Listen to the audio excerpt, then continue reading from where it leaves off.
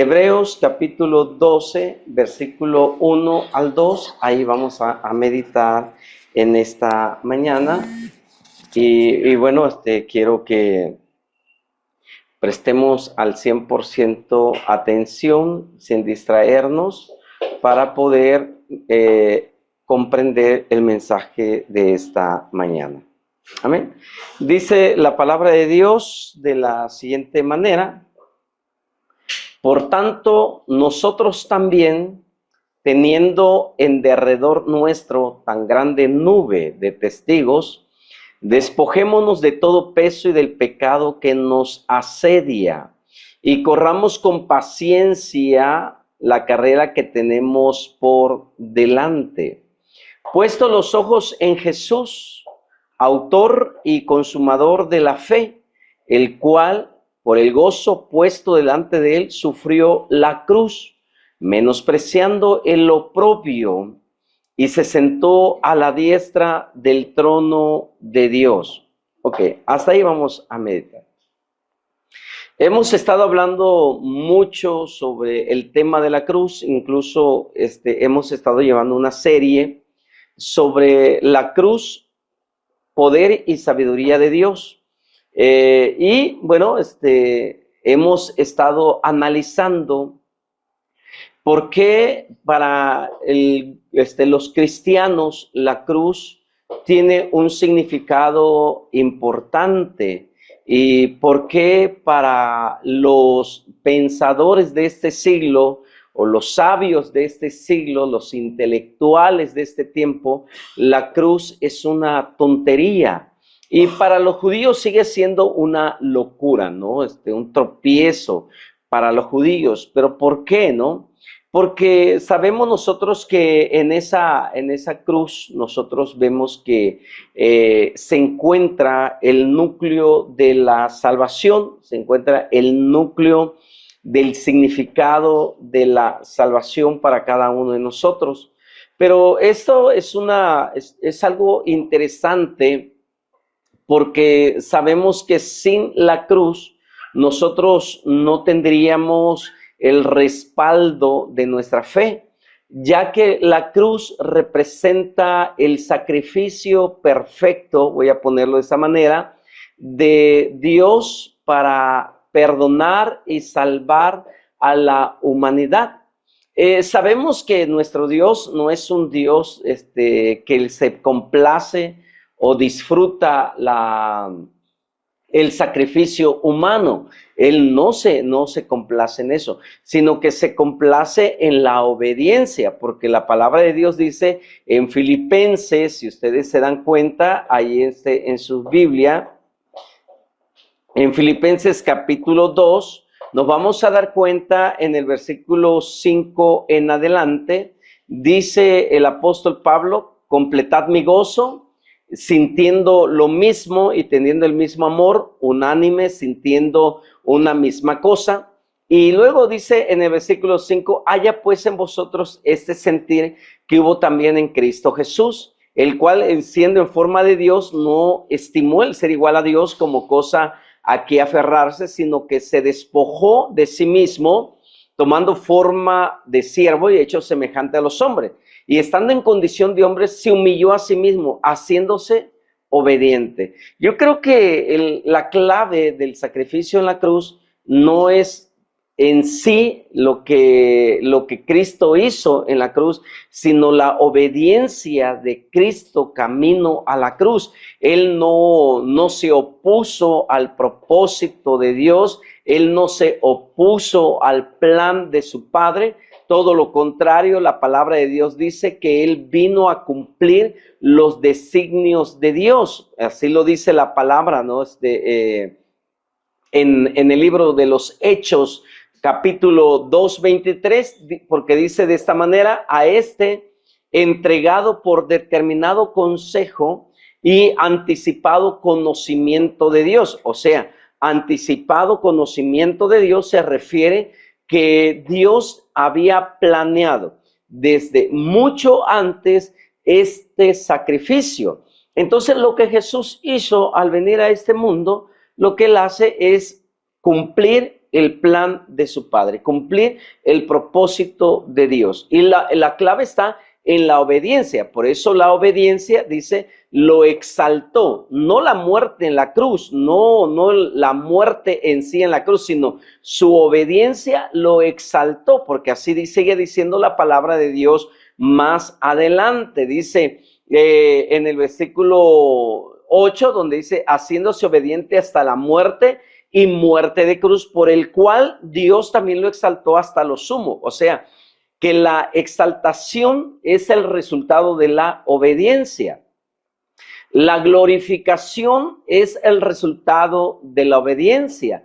Y el tener un nombre que es sobre todo nombre es el resultado de la obediencia. Entonces, la obediencia es la clave para entender el por qué Jesús murió en la cruz del Calvario. ¿Por qué Jesús murió en una cruz? Entonces, nosotros siempre preguntamos, ¿no? Y preguntamos, bueno, hay gente que siempre me pregunta, bueno, y Cristo murió, pero la pregunta es ¿por qué? ¿Por qué murió Cristo? Y la segunda pregunta que siempre me hacen es ¿quién fue responsable de su muerte?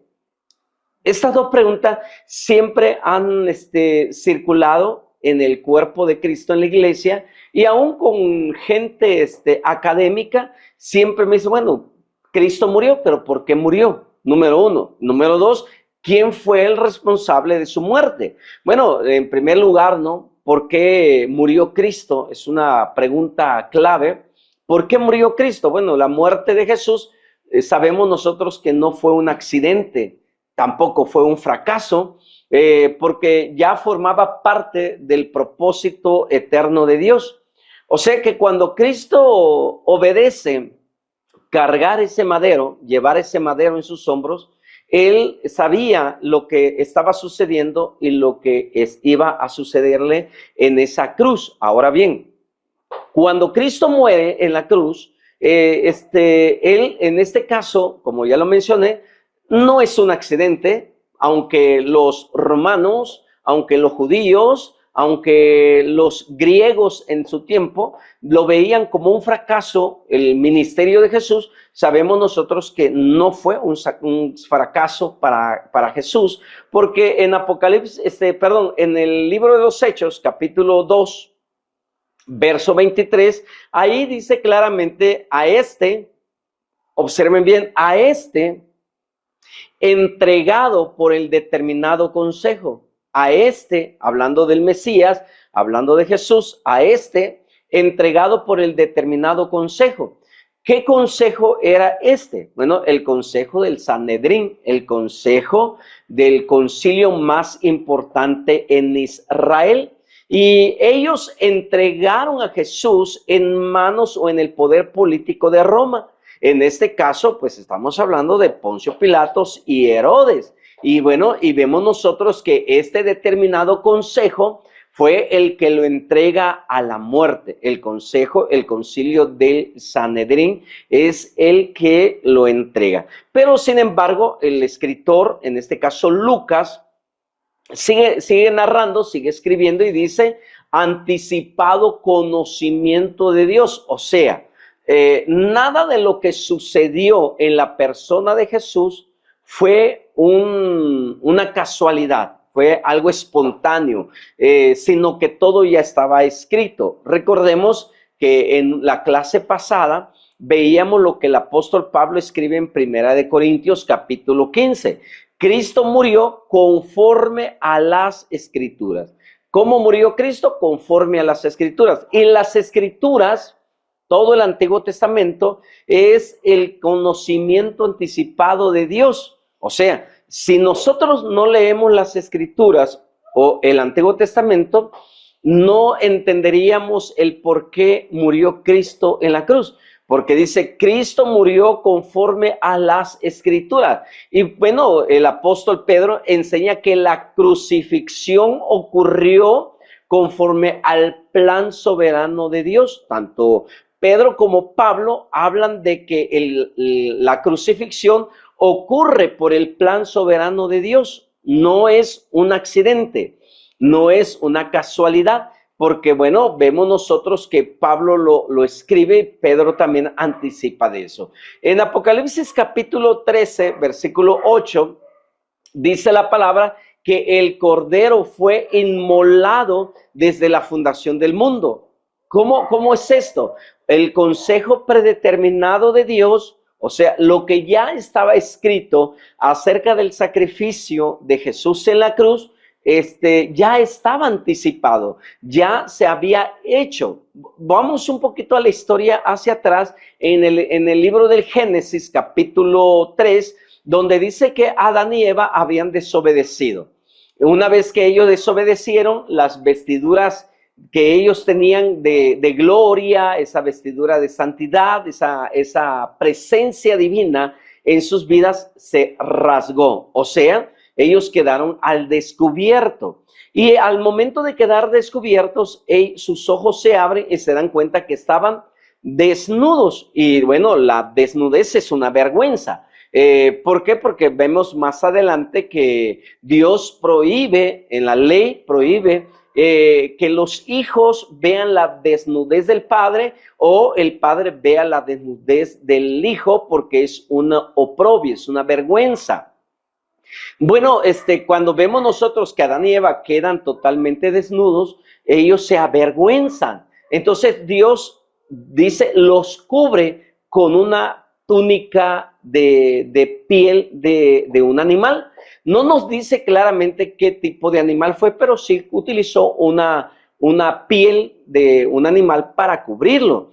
¿Qué significa eso? Aquí significa que Dios tuvo que sacrificar, no tuvo que en ese momento crear, porque ya Dios había creado todo, ya Dios había hecho toda la creación. Ya aquí en este momento Dios ya no volvió a crear nada, porque algunos dicen, no, es que Dios en ese instante creó las túnicas para Adán y Eva. No, no los creó, porque ya habían animales que tenían esa piel. Entonces lo que Dios hace es pues un sacrificio, ¿no? Es lo más lógico en pensar un sacrificio para poder quitar la piel y cubrir a Adán. Entonces ahí es donde nosotros vemos que ya Dios tenía planeado todo lo del sacrificio. Entonces desde antes de la creación, Dios había dispuesto ese plan de redención.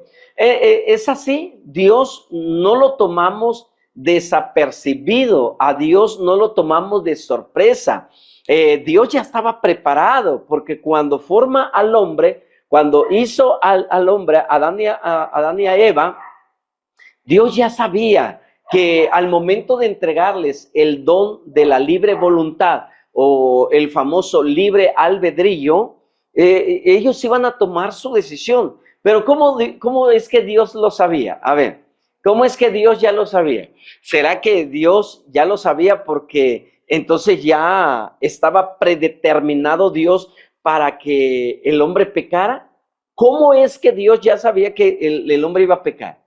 Pues recordémonos o traigamos a memoria el accidente que pasó con el querubín Lucifer, que ya había tenido una experiencia de una rebelión cuando le entrega a los ángeles esa misma libre voluntad. Entonces ya antes de la creación de Adán y Eva, ya un ángel antes ya se había rebelado contra Dios, había desobedecido ante Dios y él ya se había dado cuenta que la desobediencia acarreaba pues consecuencias fatales.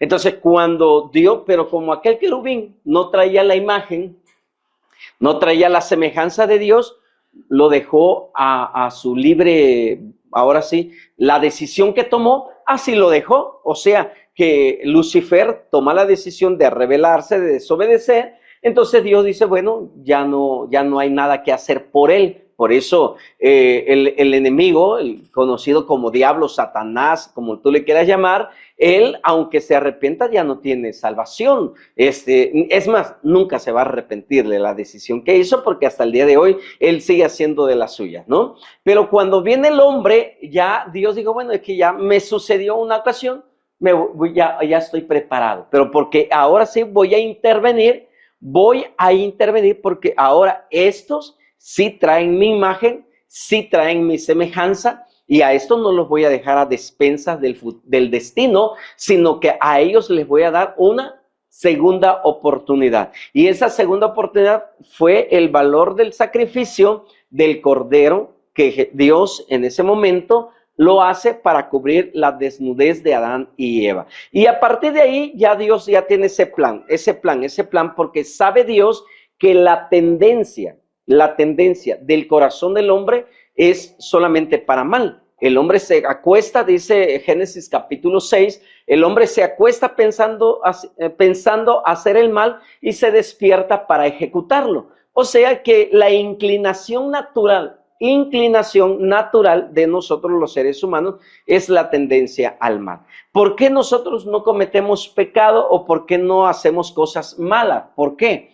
Porque tenemos temor de Dios. Pero si nos alejáramos tantito de Dios,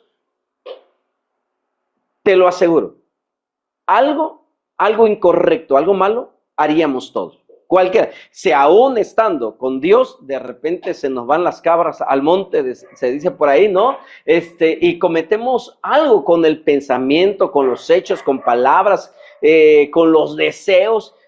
Está ahí, entonces Dios ya tenía planeado todo. Por eso dice que el Cordero fue inmolado desde la fundación del mundo. Entonces, desde antes de la creación, Dios había dispuesto el plan de la redención. Bueno, y lo segundo, ¿no? Murió por nuestros pecados. Cristo muere por nuestros pecados. Y esa es la razón inmediata de su muerte. ¿Cuál fue la razón inmediata de la muerte de Jesús? Expiar el pecado de la humanidad. Expiar el pecado de la humanidad. Entonces, 1 Corintios capítulo 15, versículo 3 dice, Cristo murió por nuestros pecados. ¿Cuál fue el propósito? Morir por nuestros pecados. Isaías 53, 5 dice, mas él herido fue por nuestras rebeliones, mas él herido fue por nuestras rebeliones. Bueno, tenemos el consejo de la palabra, tenemos el testimonio de la palabra que nos dice que él murió no por rebelde, él no murió por ser rebelde, él no muere por ser un revolucionario, él no muere por ser un alborotador, aunque si vemos, como dicen las escrituras, él muere por nuestros pecados. Y él fue herido por nuestras rebeliones. Entonces la cruz fue un sacrificio sustituto. O sea que la muerte nos pertenecía a nosotros. Morir es la consecuencia del pecado. Por cuanto todos pecaron, están destituidos de la gloria de Dios. Porque la paga del pecado es la muerte. Entonces todos estábamos ya condenados a morir. Pero sin embargo, cuando Jesús viene a cumplir el propósito predeterminado de Dios, Él toma nuestro lugar. Eso significa la palabra sustituto. Él nos sustituye en la cruz. Por eso la Biblia dice que Él se hizo maldición para que nosotros recibiéramos bendición. Él se hizo pecado, no pecador, sino pecado, porque Él llevó nuestros pecados en la cruz. Bueno, Él muere por eso, ¿no? No te olvides, en este caso no se olviden dos cosas importantes que ya vimos. Muere por el plan eterno de Dios, número 1. Muere por nuestros pecados, número 2. Y número 3, murió para reconciliarnos con Dios. Muere para reconciliarnos con Dios, porque el pecado, recuerden, el pecado había producido separación entre Dios y nosotros, los hombres. Entonces, pero Cristo vino a restaurar esta relación. Romanos capítulo 5, versículo 10, dice el apóstol Pablo, fuimos reconciliados con Dios por la muerte del Hijo. Fuimos reconciliados. Ningún sacrificio en el Antiguo Testamento tuvo el poder de la reconciliación. Porque después de un tiempo, la muerte o los sacrificios de animales en el Antiguo Testamento, se convirtió como en una tradición, como algo ya rutinario. O sea, alguien pecaba y dice, bueno, como ya pequé hoy, mañana llevo a este buey a morir por mí. Como ya pequé, me llevo esta paloma, esta oveja para que muera por mí. Ya era una costumbre. El verdadero significado del sacrificio había desaparecido. O sea, la espiritualidad del sacrificio había desaparecido totalmente.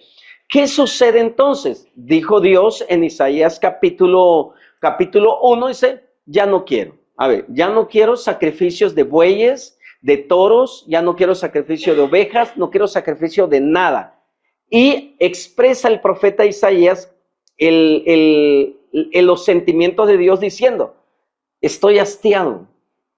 No sé si a ustedes les ha tocado o se han sentido hastiados de un olor, que de repente hay un olorcito que ya cansa y les da ganas de vomitar. Bueno, dice Dios, lo mismo me sucede a mí. Ya la sangre de los animales, el olor de la grasa quemada, ya no lo soporto, ya no lo quiero. Entonces, nada de eso tenía ya significado para Dios. Para eso Él tuvo que preparar un cuerpo. Hebreos capítulo 7 dice, tuviste que prepararme un cuerpo para que yo viniera a cumplir tu voluntad. O sea, en este caso estamos hablando de la manifestación y de la encarnación del Hijo de Dios en este mundo. El Verbo se hizo carne. Entonces, ese sacrificio que Jesús hizo fue el último y el gran sacrificio perfecto para Dios. La obediencia de su Hijo lo hizo perfecto el sacrificio. Entonces, ese sacrificio fue el agradable para Dios. ¿Porque mataron a su Hijo? ¿Porque lo laceraron? No, porque su Hijo, a pesar de la laceración, a pesar de la corona de espinas en la frente, a pesar de los clavos en las manos y en los pies, lo hizo por obediencia. Lo hizo por obediencia. Recuerda lo que dice Hebreos capítulo 12, verso 2. Puesto el gozo delante de él. A ver, ¿quién sufre un accidente y está gozoso por lo que sufrió? Nadie. Nadie está. La verdad que ni yo me gozo cuando yo estoy pasando una situación, una crisis física. Yo no me gozo, me siento mal. Entonces, imagínate, pero el escritor a los hebreos dice, puesto el gozo delante de él. ¿Cuál fue el gozo delante de él? A ver, ¿cuál fue el gozo? La salvación del pueblo, de la humanidad. Pero puesto el gozo delante de él es que después de su muerte venía la recompensa. La recompensa viene por la obediencia. Ya lo mencioné al principio. La recompensa viene por la obediencia. Él recibe un nombre que es sobre todo nombre por la obediencia. Él es glorificado y exaltado por la obediencia. Entonces, Jesús no solamente vio la cruz, Jesús no solamente vio la aflicción, Jesús no solamente ve el sufrimiento, Él ve lo que viene después del sufrimiento. Todo lo que Pablo describe en Filipenses capítulo 2, versículo 5 en adelante, Jesús lo ve y dice, vale la pena. Vale la pena. Y el apóstol Pablo también lo entiende, lo comprende, porque él dice, esta tribulación que todos vivimos es pequeña y es momentánea y no se compara con la gloria venidera. Entonces, muchas veces nosotros nos enfocamos más en la cruz que en la gloria venidera. Muchas veces nosotros nos enfocamos más en el sufrimiento que en la gloria venidera. Por eso, los que han muerto en Cristo, bueno, en el caso de mi padre, cuando él murió en paz. Y él nos dijo, no lloren porque viene una gloria mejor para mí. Y la verdad que los que mueren en Cristo tenemos esa esperanza, ¿no? De resucitar en un peso de gloria mayor todavía. Y ese es el gozo que nosotros debemos de tener ante el sufrimiento, ante los problemas. No enfocarnos en los problemas, sino enfocarnos en la recompensa que viene si caminamos en obediencia. Qué increíble, ¿verdad? Qué maravilloso es la palabra de Dios, porque Él murió para reconciliarnos con Dios, porque nosotros estábamos perdidos. Y bueno, punto número 4, yo quiero ya terminar con esto, es que Cristo murió para vencer al pecado y a la muerte. Vamos, número 1, ¿por qué murió Cristo? No, ¿por qué murió Cristo? Punto número 1, por el plan de Dios. Número 2, ¿por qué murió Cristo? Por nuestros pecados. Número 3, ¿por qué murió Cristo? No, por la reconciliación de la humanidad. Y número 4, ¿por qué muere Cristo? Para vencer el pecado y la muerte. Bueno, no, el orden no altera el sermón. Ok, dense cuenta algo bien importante. 4 puntos, allá atrás, 4 puntos. ¿Por qué muere Cristo? Número 1, murió por el plan predeterminado del Padre. ¿Por qué muere Cristo? Por nuestros pecados. ¿Por qué muere Cristo? Por la reconciliación. ¿Por qué muere Cristo? Para vencer el pecado y la muerte. Entonces, la cruz no representa una derrota para nosotros.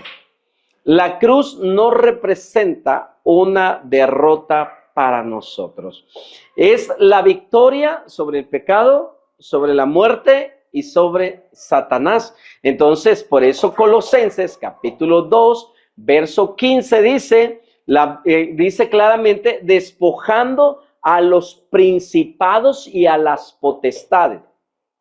La cruz se convierte en un arma de guerra. La cruz se convierte en un arma de destrucción para los poderes de las tinieblas. La cruz, ahí en la cruz se despoja completamente toda la estrategia de Satanás, y ahí es donde él queda avergonzado. Entonces, cuando nosotros o alguien nos pregunte, pues eso lo dejé el domingo pasado, cuando alguien te pregunte, ¿por qué tienes una cruz? La cruz en sí no es pecado, porque hoy en día ya la cruz no es un instrumento de muerte, ya no. Ahora es la silla eléctrica, las inyecciones letales, pero ya la cruz ya no, ¿no? Entonces la cruz simbolizaba muerte, pero sin embargo para nosotros simboliza la derrota ¿de quién? La derrota del pecado, la derrota de la muerte y la derrota de Satanás. Entonces, cuando alguien te pregunte ¿por qué? Porque para mí esta cruz representa que a través de esto Jesús despojó a los principados y a las potestades. Es un símbolo de victoria en mi vida. Así que yo espero en Dios que esta serie te esté ayudando y pueda seguirte edificando constantemente durante toda tu vida. La cruz para nosotros es sabiduría y poder de Dios. En la cruz, Cristo, el Hijo de Dios, derrota la muerte, el pecado, derrota la muerte y derrota a Satanás. No te avergüences. Cuando Jesús dice, si alguno quiere venir en pos de mí, tome su cruz y sígame, no te avergüences. Niégate a ti mismo, sígueme, pero no te avergüences de lo que es la cruz. Y el apóstol Pablo se lo dijo a su hijo Timoteo. Le dice a Timoteo, no te avergüences de quién soy yo y de la predicación que yo doy. Porque Pablo predicaba al Cristo crucificado y a este resucitado. Y Pablo muchas veces estuvo encarcelado por causa de esa predicación. No te avergüences del evangelio, porque es poder de Dios.